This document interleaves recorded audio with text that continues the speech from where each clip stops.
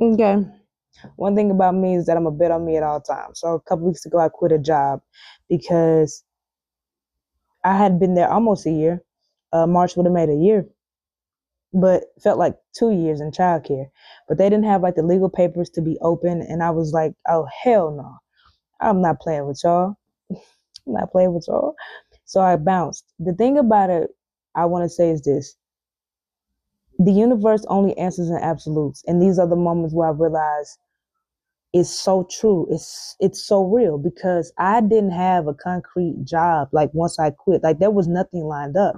I had been going on interviews when I used to go to work, really nicely dressed. They were nicely dressed.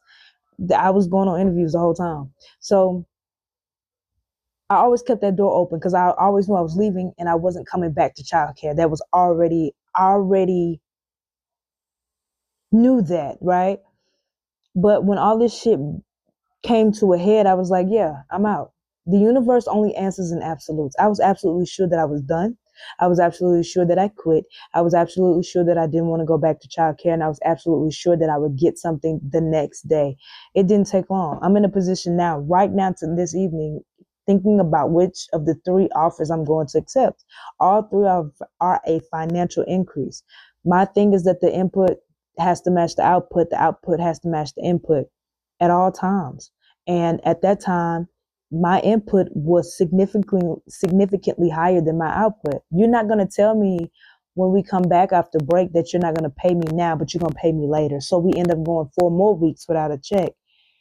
I know you have your whole life fucked up, and I know you don't know me.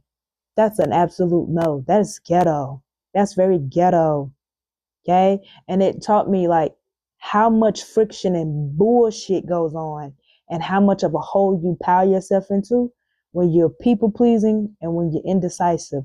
I don't care if it's love, parenting, platonic, friends, business.